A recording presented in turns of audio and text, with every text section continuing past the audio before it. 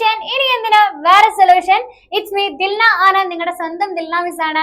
അപ്പൊ നമ്മൾ ഇന്ന് വർക്ക് എനർജി എന്ന ചാപ്റ്ററിലെ അഥവാ പ്രവൃത്തിയും ഊർജവും എന്ന് പറഞ്ഞ ചാപ്റ്ററിൽ ഇമ്പോർട്ടന്റ് ആയിട്ട് ചോദിക്കാൻ പോകുന്ന പ്രോബ്ലംസുകളാണ് ഡിസ്കസ് ചെയ്യാൻ പോകുന്നത്. അപ്പം എന്തായാലും ഇതേ ടൈപ്പ് ക്വസ്റ്റ്യൻസുകൾ ഇത് തന്നെയായിരിക്കും നിങ്ങൾക്ക് എക്സാമിന് വരാൻ പോകുന്നത് കേട്ടോ. അപ്പൊ അതാ നമുക്ക് ഫസ്റ്റ് ക്വസ്റ്റിലേക്ക് കടക്കാം. നോക്കിക്കോളൂ. An object of mass 2.4 kg is kept on a level surface. On applying a force of 50 Newton, the object moves 8 meters in the direction of the force. Calculate the quantity of work done. 2.4 kg mass ഉള്ള ഒരു വസ്തു നിരപ്പായ പ്രതലത്തിൽ സ്ഥിതി ചെയ്യുന്നു. ഇതിൽ 50 newton ബലം പ്രയോഗിച്ചപ്പോൾ 8 metre സ്ഥാനാന്തരം ബലം പ്രയോഗിച്ച ദിശയിൽ ഉണ്ടായി. ഇവിടെ ചെയ്ത പ്രവൃത്തിയുടെ അളവ് കണ്ടെത്തി എഴുതാനാണ് പറഞ്ഞത്. സിമ്പിൾ ക്വസ്റ്റ്യൻ ആണ്. 2.4 കിലോഗ്രാം എന്ന് കാണുമ്പോൾ എന്റെ മക്കൾക്ക് എന്ത് വരും? കൺഫ്യൂഷൻ വരും. അതൊന്നും നോക്കണ്ട, നമുക്ക് ഈസി ആയിട്ട് ചെയ്യാം. നോക്കാം. On applying a force of 50 newton. അപ്പൊ എഫ് എത്രയാടാ? എഫ് തന്നിട്ടുണ്ട്. എഫ് തന്നാ നമുക്ക് കാണാൻ ഈസി അല്ലേ? എഫ് എത്രയാടാ? 50 ന്യൂട്ടൺ ആണ്. The object moves 8 metre. So ഒബ്ജക്റ്റിന്റെ ഡിസ്റ്റൻസും കൂടെ തന്നിട്ടുണ്ട്, അഥവാ ഡിസ്പ്ലേസ്മെന്റ് അല്ലെ. അപ്പൊ എസ് എത്രയാടാ? ഡിസ്പ്ലേസ്മെന്റ് 8 മീറ്റർ ആണ്. ഈ പെന്നിന് ഒരു ചെറിയൊരു പ്രശ്നം ഉണ്ടെന്നു. Okay. In the direction of the force calculate the quantity of work എന്നാണ് പറഞ്ഞത്. ഈസി. എഫ് എസ് കിട്ടിയില്ലേ? കണ്ടൂടെ? W = F × S ചെയ്താൽ മതി. ഇതാണ് നമ്മളെ വർക്ക് ഡൺ അഥവാ പ്രവൃത്തി കാണാനുള്ള ഇക്വേഷൻ. ഇപ്പൊ വലിയൊരു ക്വസ്റ്റ്യൻ കാണുമ്പോൾ നിങ്ങളായിരിക്കും, ഈശ്വര ഇതിപ്പോ എങ്ങനെയാ ചെയ്യും? ഒന്നും ഇല്ലടാ, ഇത് നോക്കിയാൽ തന്നെ നിങ്ങൾക്ക് കിട്ടിക്കോളും. അപ്പൊ F × S ആണ്. 15 × എത്രയാടാ? 8 ചെയ്താൽ മതി അല്ലേ? 50 × 8. 50 × 8 എന്ന് പറഞ്ഞാൽ അത്ര 5 8 40 ആണ്. കൂടി ഒരു 0 കൂടെ. അപ്പൊ അത്രയും ജൂള് ആണ് എന്ത്? 400 ജൂളാണ് എന്ത്? നമ്മുടെ ആര് വർക്ക് ഡൺ അഥവാ പ്രവൃത്തി എന്ന് പറഞ്ഞ. സെറ്റ് അല്ലേടാ? നെക്സ്റ്റ് ക്വസ്റ്റ്യൻ നോക്കിക്കോ. A person of mass 18 kilogram is standing on A suspended platform of mass 170 kilogram two point the outer wall of the flat. The quantity of work done by the motor to raise him at the platform to his height of 150 kilojoule. How high is the platform എന്നാണ് ചോദിച്ചിട്ടുള്ളത്. അഥവാ ഒരു ഫ്ലാറ്റിന്റെ പുറം ചുമരിന് paint അടിക്കാനായി 80 kilogram മാസുള്ള ഒരാൾ തൂക്കിയിട്ട പ്ലാറ്റ്ഫോമിൽ ഉയരത്തിൽ നിൽക്കുന്നു. പ്ലാറ്റ്ഫോമിന്റെ mass എന്ന് പറയുന്നത് 170 കിലോഗ്രാം ആണ്. അയാളെയും അയാൾ നിൽക്കുന്ന പ്ലാറ്റ്ഫോമിനെയും തറനിരപ്പിൽ നിന്ന് ഈ ഉയരത്തിൽ എത്തിക്കാൻ മോട്ടോർ ചെയ്ത പ്രവൃത്തിയുടെ അളവ് 150 കിലോ ജൂൾ ആണ്. എങ്കിൽ പ്ലാറ്റ്ഫോം എത്ര ഉയരത്തിലാണ് സ്ഥിതി ചെയ്യുന്നത്? ഇതാണ് ക്വസ്റ്റ്യൻ. ഓക്കെ. ദെൻ നമുക്ക് കാണാലോ. അപ്പൊ ഇവിടെ മക്കളെ 80 കിലോഗ്രാം മാസ് എന്ന് പറഞ്ഞിട്ടുണ്ട്. ഒരാൾ തൂക്കിയിട്ട പ്ലാറ്റ്ഫോമിന് ഉയരത്തിൽ നിൽക്കുന്നു. പ്ലാറ്റ്ഫോമിന്റെ മാസ് 170 കിലോഗ്രാം ആണെന്ന് പറഞ്ഞിട്ടുണ്ട്. അയാളെയും അയാൾ നിൽക്കുന്ന പ്ലാറ്റ്ഫോമിനെയും എന്ത് ചെയ്യണം? തറനിരപ്പിൽ നിന്ന് ഈ ഉയരത്തിൽ എത്തിക്കാൻ മോട്ടോർ ചെയ്ത അയാളെയും അയാൾ നിൽക്കുന്ന പ്ലാറ്റ്ഫോമിനെയും തറനിരപ്പിൽ നിന്ന് ഈ ഉയരത്തിൽ എത്തിക്കാൻ മോട്ടോർ ചെയ്ത പ്രവൃത്തിയുടെ അളവ് 150 കിലോ ജൂൾ ആണ്. ഓക്കെ. ഒരു ഫ്ലാറ്റിന്റെ പുറം ചുമരിന് പെയിന്റ് അടിക്കാൻ ഒരാൾ വന്നായിരുന്നു. മൂപ്പര മാസം 80 കിലോഗ്രാം ആണ്. മൂപ്പര മാസത്തിന് 80 കിലോഗ്രാം. അപ്പൊ ഞാൻ അയാളത് M1 എടുത്തു, 80 കിലോഗ്രാം. പ്ലാറ്റ്ഫോമിന്റെ മാസ് M2 170 കിലോഗ്രാം ആണ്. ഓക്കെ. അയാളെയും അയാൾ നിൽക്കുന്ന പ്ലാറ്റ്ഫോമിനെയും തറനിരപ്പിൽ നിന്ന് ഈ ഉയരത്തിലേക്ക് എത്തിക്കാൻ വേണ്ടി മോട്ടോർ എന്ത് ചെയ്തിട്ടുണ്ടാവും? പ്രവൃത്തി ചെയ്തിട്ടുണ്ടാവും. അത് 150 കിലോ ജൂൾ ആണ് തന്നിട്ടുണ്ടാവും. പ്രവൃത്തി W എത്രയാണ്? 150 കിലോ ജൂൾ. 150 കിലോ ജൂൾ എന്ന് പറഞ്ഞാൽ 150 × 1000 കേട്ടോ. 1000 അത്രയും ജൂൾ ആയിരിക്കും. അപ്പൊ 150 × 1000 എന്ന് പറഞ്ഞാൽ എത്രയാ? 15ന്റെ കൂടെ 4 0. ഓക്കെ. അത്രയും ജൂൾ ആയിരിക്കും. ഓക്കെ. എങ്കിൽ പ്ലാറ്റ്ഫോം എത്ര ഉയരത്തിലാണ് സ്ഥിതി ചെയ്യുന്നത്? അപ്പൊ H എത്രയാ എന്നാണ് ചോദ്യം. ഓക്കെ. H എത്രയാണ് എന്നാണ് ചോദ്യം. നമുക്ക് കാണാലോടാ. സിമ്പിൾ ആയിട്ട് കാണാം. നമുക്ക് അറിയുന്ന കാര്യങ്ങൾ വെച്ച് നമുക്ക് എഴുതാവുന്നതേ ഉള്ളൂ. ഇവിടെ M1 ഉം M2 ഉം കിട്ടി. അപ്പൊ ടോട്ടൽ M കണ്ടാണ്. ഈ 2 M വെച്ചിട്ടാണ് നമ്മളിത് കാണുന്നത്. അപ്പൊ 80 + 170 ചെയ്യും. 80 + 170 എത്രയാ? നമുക്കറിയാം 0 8 7 15 ആണ് അല്ലെ. ബാക്കി ഒന്നുണ്ടാവും. 1 1 2. അപ്പൊ 250 കിലോഗ്രാം ആണ് മാസ്, ടോട്ടൽ മാസ്. ആ മാസ് കിട്ടി, H കിട്ടി, W ഉണ്ട്. ഇനി കാണാലോ. ഏത് ഇക്വേഷൻ വെച്ച് കാണാം? നമുക്കറിയാം W = mgh. ഗുരുത്വാകർഷണ ബലത്തിനെതിരെയല്ലേ മോട്ടോർ പ്രവൃത്തി ചെയ്യുന്നേ? മോട്ടോർ ഇതാ മുകളിലേക്കല്ലേ കൊണ്ടുവന്നേ? ഗുരുത്വാകർഷണ ബലം താഴോട്ടേക്കല്ലേ? ആ താഴോട്ടേക്കുള്ള ഗുരുത്വാകർഷണ ബലത്തിന് അഥവാ ഗ്രാവിറ്റേഷണൽ ഫോഴ്സിന് എതിരെയായിട്ടല്ലേ മോട്ടോർ പ്രവൃത്തി ചെയ്യുന്നേ? അതെ ആണ്. അപ്പൊ നമുക്ക് എന്ത് ചെയ്താൽ മതി മക്കളെ? എന്ത് ചെയ്താൽ മതി? മിസ് പറഞ്ഞുതരാമല്ലോ. നമുക്ക് W = എന്താടാ? W = mgh ആണേ. അപ്പൊ ഈ mgh H അല്ലേ കണ്ട് എത്ര ഹൈറ്റിലേക്ക് കൊണ്ടുപോകണമെന്നല്ലേ? അപ്പൊ H ആണ് കണ്ട. അപ്പൊ അതിന്റെ ഫോമിലേക്ക് മാറ്റുക. H = W/mg വരും. ഓക്കെ. അപ്പൊ W നമ്മളെ കയ്യിലുണ്ട്. വർക്ക് എത്രയാ? വർക്ക് 15 അല്ല 1,50,000 അല്ലെ. 1 4 0. 5ന് കൂടെ 4 0. 1,50,000 / m എത്രയാണ്? 250 അല്ലെ. 250 ഇൻറ്റു ജി മിസ് ഇവിടെ 10 ആക്കി എടുത്തു. കുഴപ്പമില്ലല്ലോ, കാരണം ജി വേണമെങ്കിൽ 9.8 എടുക്കാം, ഇവിടെ 10 എടുക്കാൻ പറഞ്ഞു. അപ്പൊ 10 metre per second square. So 0 വെട്ടി ഞാൻ വെട്ടി അപ്പൊ എത്ര ഉണ്ടാവും? മുകളില് 1500 ഉണ്ടാവും അല്ലെ. മുകളിൽ 2 പൂജ്യമല്ലേ ബാക്കി ഉണ്ടാവുള്ളൂ. യെസ്. താഴെയോ? താഴെ 0 ഒന്നുമില്ല, 25 ഉള്ളൂ. അപ്പൊ എത്ര ഉണ്ടാവും? ചെയ്ത് കഴിഞ്ഞാൽ ഉണ്ടാവുക 325 3 നമുക്ക് ചെയ്ത് കഴിഞ്ഞാല് ഫൈനൽ ആൻസർ വരിക 1500 ഡിവൈഡഡ് ബൈ 25 ആണ്. സോ എത്ര വരും? 60 വരും. 625 എന്ന് പറഞ്ഞാൽ 150 ആണ്. അപ്പൊ 60 വരും. ഓക്കെ, അപ്പം 16 മീറ്റർ ആണ് കേട്ടോ. ഹൈറ്റ് അല്ലേ 16 മീറ്റർ ആണ്. ആൻസർ കിട്ടില്ല. സിമ്പിൾ ആണ് കേട്ടോ. അപ്പൊ ഇങ്ങനെയൊക്കെയാ ക്വസ്റ്റ്യൻ വരിക. എച്ച് അവിടെ കാണാൻ പറഞ്ഞത്, നേരിട്ട് W അല്ല കാണാൻ പറഞ്ഞത്, കണ്ടല്ലോ. അപ്പൊ നമ്മൾ ചിന്തിക്കണം, ഇവിടെ ഗുരുത്വാകർഷണ ബലത്തിനെതിരെ അഥവാ ഗ്രാവിറ്റേഷണൽ ഫോഴ്സിനെതിരെയാണ്, അല്ലെങ്കിൽ താഴോട്ടേക്കുള്ള ഗ്രാവിറ്റിക്ക് എതിരെയാണ് നമ്മൾ പ്രവൃത്തി ചെയ്തിട്ടുള്ളത് എന്നുള്ള കാര്യം ചിന്തിക്കണം. ഓക്കെ, മറക്കരുത്. എന്താ ഒരു പിക്ചർ ഒക്കെ തന്നിട്ടുണ്ട്, എന്താ ക്വസ്റ്റ്യൻ എന്നുള്ളത് നമുക്ക് നോക്കാം. The figure shows 2 cars of the same mass and lorry of double the mass moving along a straight road. Observe the figure and answer the following question. ഒരേ മാസുള്ള 2 കാറുകളും ഇരട്ടി മാസുള്ള ഒരു ലോറിയും നേർദിശയിൽ പോകുന്ന ചിത്രം നിരീക്ഷിച്ച് ചോദ്യങ്ങൾക്ക് ഉത്തരം എഴുതണം. ഓക്കെ, എഴുതാലോ. അപ്പൊ ഇതിന്റെ സ്പീഡ് തന്നിട്ടുണ്ട് 20 മീറ്റർ പെർ സെക്കൻഡ് ആണ്. ഇതിന്റെ സ്പീഡ് 25 മീറ്റർ പെർ സെക്കൻഡ് ആണ്. ഇതിന്റെ സ്പീഡ് 25 മീറ്റർ പെർ സെക്കൻഡ് ആണ്. അപ്പം ഇത് ഈ കാറിന് രണ്ടും സെയിം മാസാന്ന് പറഞ്ഞിട്ടുണ്ട്. ഇയാൾക്ക് എന്ന് വെച്ചാൽ ലോറിക്ക് ഡബിൾ മാസാന്ന് പറഞ്ഞിട്ടുണ്ട്. ഇവർക്ക് രണ്ടാൾക്കും എം മാസ് വെച്ചാൽ എം ആണ് മാസ് വെച്ചാല് ലോറിന്റെ മാസ് എത്രയായിരിക്കും? 2m ആയിരിക്കും. കിട്ടിയോ? മനസ്സിലായോടാ? അങ്ങനെയാണെങ്കിൽ will the kinetic energy of both the car be the same? രണ്ടിന്റെയും കൈനറ്റിക് എനർജി, 2 കാറിന്റെയും കൈനറ്റിക് എനർജി സെയിം ആണോ? 2 കാറുകളുടെയും ഗതികോർജം തുല്യമായിരിക്കുമോ? ഉത്തരം സാധൂകരിക്കുക. ആവോ?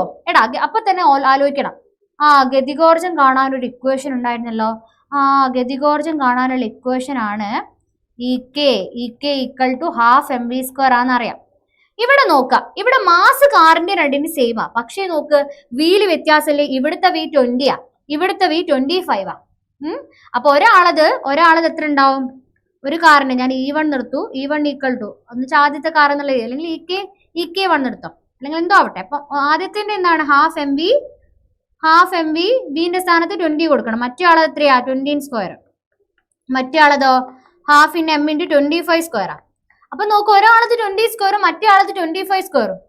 m സെയിമാ, പക്ഷെ വാല്യൂല് വ്യത്യാസം ഉണ്ടാവില്ലേ? V മാറിയില്ലേ? എന്ന് വെച്ചാൽ EK എന്തിന് ഡയറക്ട്ലി പ്രൊപ്പോർഷണൽ ആണ്? V² directly proportional. അപ്പൊ വിയില് മാറ്റം വന്നു കഴിഞ്ഞാൽ ഇവിടെ V കൂടിയ ആൾക്ക് ഇയാൾക്കായിരിക്കും എന്തുണ്ടാവുക? കൂടുതൽ കൈനറ്റിക് എനർജി ഉണ്ടാവുക. മനസ്സിലായില്ലേ? അപ്പം വ്യത്യാസം ഉണ്ടാവും. അപ്പൊ ഇങ്ങനെ തന്നെ എഴുതണം. EK പ്രൊപ്പോർഷണൽ ടു V² ആണ്. സോ രണ്ടാൾക്കും സെയിം ആയിരിക്കില്ല. വെലോസിറ്റി കൂടിക്കഴിഞ്ഞാൽ കൈനറ്റിക് എനർജി കൂടും എന്നുള്ള കാര്യം എഴുതി വെക്കണം. ഓക്കെ അല്ലേ? Then is the kinetic energy of the lorry and the car in front of the same? Why ആണോ? എടാ ഇയാളെ മാസ് എത്രയാന്ന് പറഞ്ഞിട്ടുണ്ട്. ഇവരുടെ M ആണെങ്കിൽ ഇയാളത് 2m ഇവരുടെ രണ്ടാളത് M ആണെങ്കിൽ ഇയാളത് 2m എന്ന് പറഞ്ഞിട്ടുണ്ട് അല്ലെ. അങ്ങനെയാണെങ്കിൽ ലോറി 25 മീറ്റർ പെർ സെക്കൻഡിലും ഇയാൾ 25 മീറ്റർ പെർ സെക്കൻഡിലും പോകുന്നത്. രണ്ടാളുടെയും വെലോസിറ്റി സെയിമാ, പ്രവേഗം സെയിമാ, പക്ഷെ മാസ് സെയിം ആണോ? അല്ല. ഓക്കെ, അങ്ങനെയാണെങ്കിൽ മാസ് കൂടിക്കഴിഞ്ഞാൽ നമുക്ക് എന്തറിയാം? മാസ് കൂടിക്കഴിഞ്ഞാൽ നമുക്ക് പറയാം EK ഈക്വൽ ടു ½ mv² ആണ്. സോ മാസിൽ വ്യത്യാസമുണ്ട്. V സെയിം ആണെങ്കിലും മാസിൽ വ്യത്യാസം ഉള്ളതുകൊണ്ട് EK പ്രൊപ്പോർഷണൽ ടു M ആണ്. അപ്പൊ M കൂടിക്കഴിഞ്ഞാൽ EK എന്ത് ചെയ്യും? കൂടും. അപ്പൊ ലോറിക്ക് EK കൂടുതലായിരിക്കും. കൈനറ്റിക് എനർജി അഥവാ ഗതികോർജം കൂടുതലായിരിക്കും എന്നുള്ളതാണ് നിങ്ങൾ അവിടെ എഴുതേണ്ടത്. ഓക്കെ അല്ലേ? നെക്സ്റ്റ് എന്താ question? Calculate the kinetic energy of the car at the back of its mass is 1800 kilogram അല്ലെ. പിറകിലുള്ള കാറിന്റെ മാസ് 1800 കിലോഗ്രാം ആണെങ്കിൽ അതിന്റെ ഗതികോർജം കണക്കാക്കാനാണ് പറഞ്ഞിട്ടുള്ളത്. അപ്പം ബാക്കിലുള്ള കാറിന്റെ V തന്നിട്ടുണ്ട് 20 മീറ്റർ പെർ സെക്കൻഡ് ആണ്. അതിന്റെ മാസും തന്നിട്ടുണ്ട്. ഈസി ആയിട്ട് ഈ ഇക്വേഷൻ അങ്ങോട്ട് കൊടുത്താൽ പോരെ?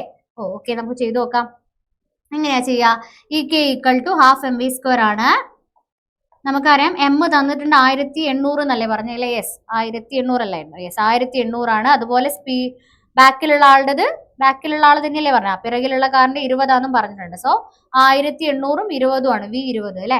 അപ്പൊ 1800 ഇൻറ്റു 20ന്റെ സ്ക്വയർ. ഇനി കാണാലോ, സിമ്പിൾ അല്ലേടാ? ഈസി ആയിട്ട് കാണാലോ. ഇവിടെ അതാ വെട്ടാം. ഇവിടെ എത്ര കിട്ടും? 900 കിട്ടും അല്ലെ. 9 2 18 ആണ്. 900 ഇൻറ്റു 20ന്റെ സ്ക്വയർ എത്രയാ? 20ന്റെ സ്ക്വയർ എന്ന് പറഞ്ഞാല് 400 ആണ് അല്ലെ. 400. 9 4 36 ആണ്. കൂടെ 4 0 കൂടി ഉണ്ടാവും. ഓക്കെ, അപ്പൊ അത്രയും ജൂള് എനർജി അല്ലേ? എനർജിയും ജൂള് തന്നെയാ പറയാ. അപ്പൊ 36,000 അല്ലെ. 36,000 ജൂൾ ഉണ്ടാവും. സിമ്പിൾ. ഓക്കെ, പ്രശ്നമില്ല. 36,000 3,60,60,000 ഉണ്ടാവും അല്ലെ, 2 0 വരുന്നില്ല. ഓക്കെ, സെറ്റ് അല്ലേടാ, പ്രശ്നമില്ലല്ലോ. അപ്പൊ ഇതേപോലെ ക്വസ്റ്റ്യൻസ് വരുന്നതായിരിക്കും കേട്ടോ. ഓക്കെ, അങ്ങനെയാണെങ്കിൽ നെക്സ്റ്റ് ക്വസ്റ്റ്യൻ. ഇവിടെ ഒരു പിക്ചർ ഒക്കെ തന്നിട്ടുണ്ട്, അപ്പൊ നമുക്ക് നോക്കാം question. Answer the figure and answer the following questions. Indicate the topmost position of a building, the three stages of a three stages of a ball, three stages of a ball which is at rest falling freely from depicted. ചിത്രം വിശകലനം ചെയ്ത് താഴെ കൊടുത്ത ചോദ്യങ്ങൾക്ക് ഉത്തരം എഴുതാം. കെട്ടിടത്തിന്റെ ഏറ്റവും മുകളിലുള്ള ഒരു സ്ഥാനമാണ് എ സൂചിപ്പിക്കുന്നത്. നിശ്ചലാവസ്ഥയിലുള്ള ഒരു പന്ത് എയിൽ നിന്ന് സ്വതന്ത്രമായി താഴേക്ക് പതിക്കുന്നതിന്റെ 3 ഘട്ടങ്ങളാണ് ചിത്രീകരിക്കുന്നത്. എയിലെ ഗതികോർജ്ജം എത്രയായിരിക്കും, എയിലെ സ്ഥിതികോർജ്ജം എത്ര, അങ്ങനെ കുറച്ച് ക്വസ്റ്റ്യൻസ് ഉണ്ട്. അപ്പൊ ആലോചിച്ച് നോക്കതാ, ഈ ഒരു ബോൾ കെട്ടിടത്തിന്റെ മുകളിലാണുള്ളത്. അപ്പൊ ഈ കെട്ടിടത്തിന്റെ മുകളിലുള്ള ഈ ആള് താഴോട്ടേക്ക് പതിക്കാണ്. അപ്പം എയിലെ സ്ഥിതികോർജ്ജം എത്ര, അതുപോലെ തന്നെ ഗതികോർജ്ജം, പൊട്ടൻഷ്യൽ എനർജിയും കൈനറ്റിക് എനർജിയും ഒക്കെ ചോദിക്കുന്നുണ്ട്. അപ്പൊ ഇതാ ഇവിടെ നമുക്ക് ഇതാ ബീത്തെ കേസിലുള്ള തന്നിട്ടുണ്ട് 12 8 ആണ്. 12 8 ആണെങ്കിൽ ടോട്ടൽ എനർജി എത്രയായിരിക്കും? 12 8 ആണെങ്കിൽ രണ്ടും കൂടി ആഡ് ചെയ്താൽ പോരെ. Total energy equal to kinetic energy plus potential എനർജിയാണ്, നമുക്കറിയാം. അഥവാ ഗതികോർജ്ജം പ്ലസ് സ്ഥിതികോർജ്ജമാണ്. അപ്പൊ 12 പ്ലസ് എന്ത് വരും? 8 വരും. എത്രയത്? 12 പ്ലസ് 8 20 അല്ലേ. 20 ജൂളാണ് ടോട്ടൽ എനർജി. അങ്ങനെയാണെങ്കിൽ ഇവിടുത്തെ എയിലെ what is kinetic energy at A എന്നാ ചോദിച്ചത്. എയിലുള്ള കൈനറ്റിക് എനർജി എത്രയായിരിക്കും? നമുക്ക് ഇവിടെ നിന്ന് എല്ലാം കാണാം അല്ലെ. കൈനറ്റിക് എനർജി, മുകളിൽ കൈനറ്റിക് എനർജി ഗതികോർജ്ജം ഉണ്ടാവോ? ഇല്ല.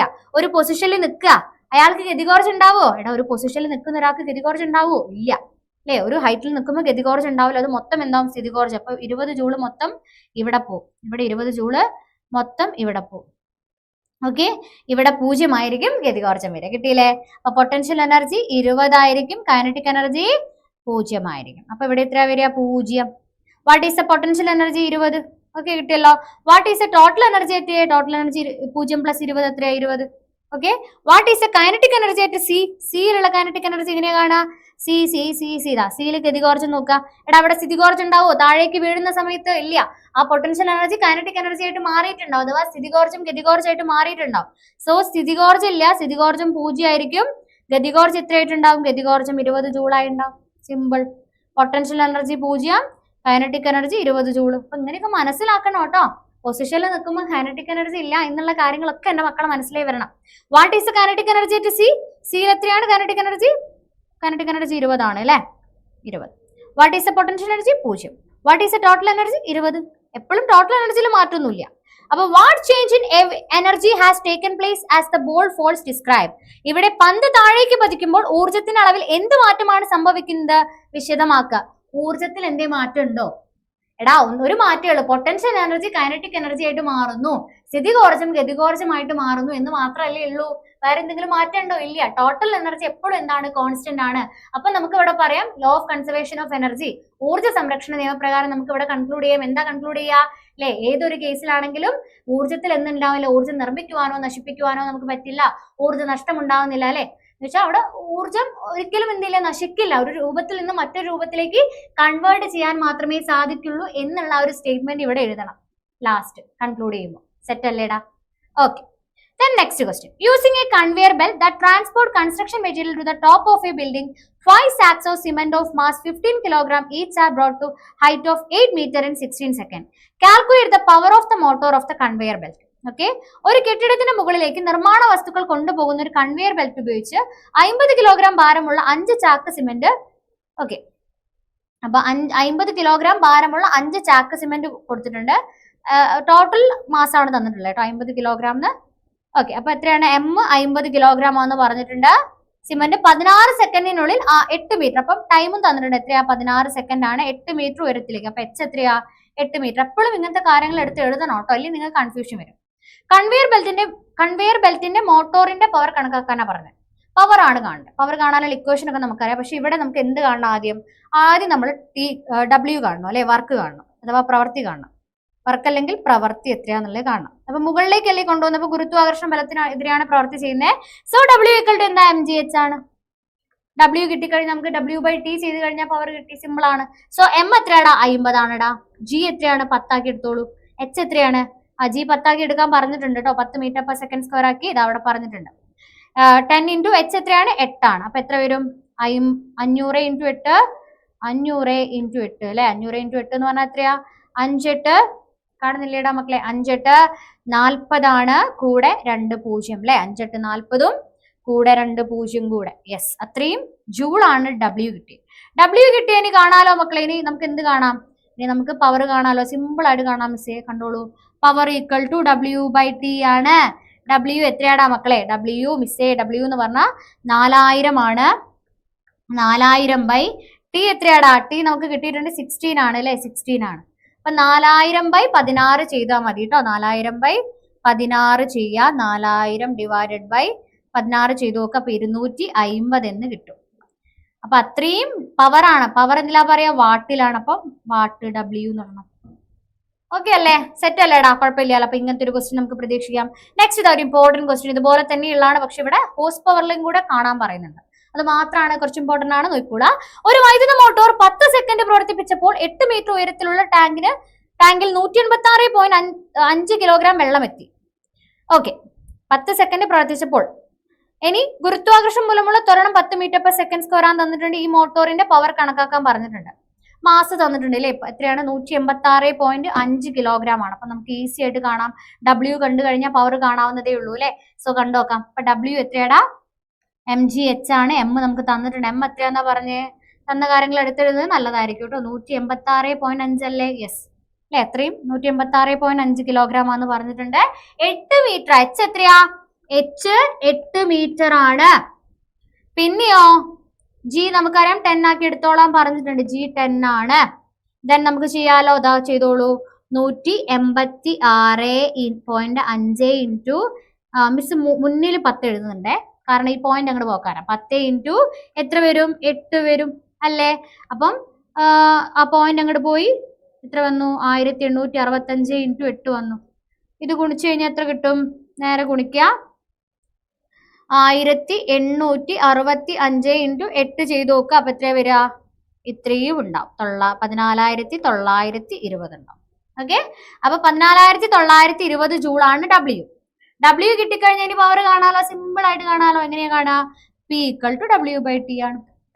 അഥവാ 14920 ബൈ എന്ത് വരും? ബൈ എത്ര ടൈം തന്നേ? 10 സെക്കൻഡ് അല്ലേ? ബൈ 10. അപ്പൊ അതാ 0 വെട്ടി. അപ്പൊ എത്ര വന്നു? 1492/1 എന്ന് പറഞ്ഞാൽ 1492 തന്നെ. അപ്പൊ അത്രയും വാട്ടാണ് എന്ത്? പവർ വന്നത്. അപ്പൊ എന്റെ ആൻസർ കിട്ടിയല്ലോ. യെസ്, പവർ കിട്ടി. ഇനി express this in horse power. Horse പവറിൽ എക്സ്പ്രസ് ചെയ്യാൻ പറയുന്നുണ്ട്. അഥവാ മോട്ടോറിന്റെ പവർ കുതിര ശക്തിയിലേക്ക് മാറ്റിയാൽ എത്രയായിരിക്കും കൂടെ ചോദിക്കുന്നുണ്ട്. അപ്പൊ നമുക്ക് പവർ കിട്ടിയതിനെ കുതിര ശക്തിയിലേക്ക് മാറ്റണം. അപ്പൊ ആലോചിക്കതാ പവർ 1 ഹോഴ്സ് പവർ എന്ന് പറഞ്ഞു കഴിഞ്ഞാൽ നമുക്ക് വേറെയും യൂണിറ്റുകൾ ഉണ്ട്. 1 കിലോ വാട്ട് എത്രയാണ്? 1000 വാട്ടാന്നുള്ള കാര്യം. 1 മെഗാവാട്ട് എന്ന് പറഞ്ഞു കഴിഞ്ഞാൽ 10⁶ വാട്ട് ആണെന്നുള്ള കാര്യം എന്നുള്ള കാര്യങ്ങളൊക്കെ ഓർത്തോളുക. അപ്പൊ 1 HP എന്ന് പറഞ്ഞാൽ 746 വാട്ടാണ്. അതാണ് നമുക്കിപ്പോ വേണ്ടത് അല്ലെ? 1 HP എന്ന് പറഞ്ഞാൽ എത്രയാണ്? 1 ഹോഴ്സ് പവർ എന്ന് പറഞ്ഞാൽ 746 വാട്ടാ. അപ്പം നമുക്ക് ഇവിടെ എഴുതി വെക്കാം. 1 ഹോഴ്സ് പവർ ഈക്വൽ ടു 746 വാട്ടാണ്. 746 വാട്ടാണ്. സോ നമുക്ക് ഇവിടെ തന്നിട്ടുള്ള 1492 വാട്ട് എത്ര ഹോഴ്സ് പവർ ആണ്. അപ്പൊ എന്ത് ചെയ്താൽ മതി? 1492നെ 746 കൊണ്ട് എന്ത് ചെയ്താൽ മതി? ഡിവൈഡ് ചെയ്താൽ മതി. അപ്പൊ അവിടെ സംഖ്യ കിട്ടും. എത്ര? ഏകദേശം 2 HP ആണെന്ന് തോന്നുന്നു അല്ലെ? ഇതിന്റെ സെയിം പകുതി തന്നെയാണ്. 1492ന്റെ പകുതിയാണ് എന്ത് വരുന്നത്? 746 വരുന്നത്. അപ്പൊ എത്ര വരും? 2 വരും. എക്സാക്ട് 2 വരും കേട്ടോ. 2 HP എന്ന് കിട്ടും. അപ്പൊ 2 HP ആണ് 1492. അപ്പൊ 2 HP കൺവേർട്ട് ചെയ്താൽ മതി. അപ്പൊ എപ്പോഴും ഓർത്ത് വെക്കണം ഈ ഒരു കാര്യം. 1 ഹോഴ്സ് പവർ എന്ന് പറഞ്ഞാല് 746 വാട്ട് ആണെന്നുള്ള കാര്യം എന്റെ മക്കൾ എന്ത് ചെയ്യരുത്? മറക്കരുത് കേട്ടോ. ഓക്കെ അല്ലേ? ദെൻ എന്താണ് അടുത്ത question? How much time will it take to fill the same quantity of water if the power of motor is halved? മോട്ടോറിന്റെ പവർ എന്ത് ചെയ്യാണ്? പകുതി ആയി കഴിഞ്ഞാൽ എത്ര ടൈം എടുക്കും? മോട്ടോറിന്റെ പവർ പകുതിയായി കുറഞ്ഞാൽ ഇതേ അളവ് വെള്ളം നിറയ്ക്കാൻ എത്ര സമയം എടുക്കും എന്നാണ് ചോദിച്ചിട്ടുള്ളത്. ഈസി ആയിട്ട് കാണാലോ. അതും നമുക്ക് ഈസി ആയിട്ട് കാണാവുന്നതേ ഉള്ളൂ. അപ്പൊ എഴുതി വെക്കാം മക്കളെ. എന്താണ്? നമുക്ക് പവർ ഈക്വൽ ടു W/T ആണെന്നറിയാം. നമ്മുടെ കയ്യിൽ വർക്ക് ഇല്ലേ? ഉണ്ട് അല്ലെ? പ്രവൃത്തി ഉണ്ട്. അപ്പം ഇതേ പവർ പകുതി ആയാലാ പറഞ്ഞത്. പവർ പകുതി ആവാന്ന് പറയുമ്പോൾ 1492ന്റെ പകുതി 746 അല്ലെ? അപ്പം 746 ആയാല് W മാറ്റില്ല. W നേരത്തെ എത്രയായിരുന്നു? 1420 W. T എത്രയാന്നാ ചോദിച്ചത്. അപ്പൊ T കാണാൻ എന്ത് ചെയ്താൽ മതി? 14,920 എന്ത് ചെയ്താൽ മതി? 746 ചെയ്താൽ മതി. സിമ്പിൾ. അപ്പൊ എത്ര കിട്ടും? 20 സെക്കൻഡ് കിട്ടൂ അല്ലെ? 20. അപ്പം 10 അല്ല, കാരണം നേരത്തെ നമുക്ക് 10 സെക്കൻഡ്, അപ്പൊ അതിന്റെ ഇരട്ടി ആയിരിക്കൂലേ പകുതിയാണെങ്കിൽ. യെസ്, ഇത്രയേ ഉള്ളൂ. 20 സെക്കൻഡ് സമയം എടുക്കും. ഇത്രയേ ഉള്ളൂ കേട്ടോ. അപ്പം 20 സെക്കൻഡ് സമയം എടുക്കും. ഇവിടെ പറഞ്ഞ ഇത്രയേ ഉള്ളൂ. പവർ പകുതിയാക്കുക. പവർ പകുതിയാക്കുക എന്ന് പറഞ്ഞാൽ 1492ന്റെ പകുതി എടുത്താൽ മതി. Simple simple. ഓക്കെ അല്ലേ? അപ്പം അതുപോലെ തന്നെ ഈ ഒരു ക്വസ്റ്റ്യൻ കൂടെ നോക്കിക്കോളാം. If an object is thrown vertically upward, മുകളിലേക്ക് ഒരു വസ്തുവിനെ നമ്മൾ എറിയാണ്, its potential energy and kinetic energy will change.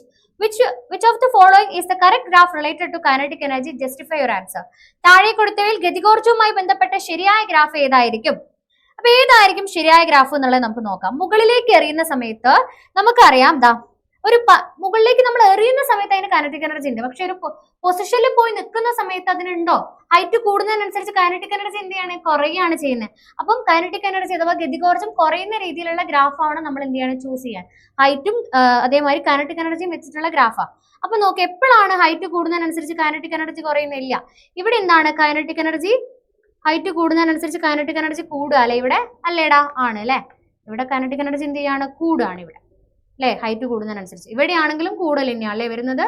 Next ഗ്രാഫിലായാലും ഇവിടെയാണെങ്കിൽ കോൺസ്റ്റന്റ് ആ. കൈനറ്റിക് എനർജിയിൽ ഹൈറ്റിനനുസരിച്ച് ഒരു മാറ്റവും ഇല്ല എന്നാണ് കാണിക്കുന്നത്. അല്ല, ഈ ഒരു ഗ്രാഫാണ് കറക്റ്റ്. ഇവിടെ നോക്കുക, കൈനറ്റിക് എനർജി എന്ത് ചെയ്യാണ്? ഹൈറ്റ് കൂടുന്നതിനനുസരിച്ച് കുറഞ്ഞു വരികയല്ലേ ചെയ്യുന്നത്. അപ്പൊ ഈ ഒരു ഗ്രാഫാണ് എന്താ?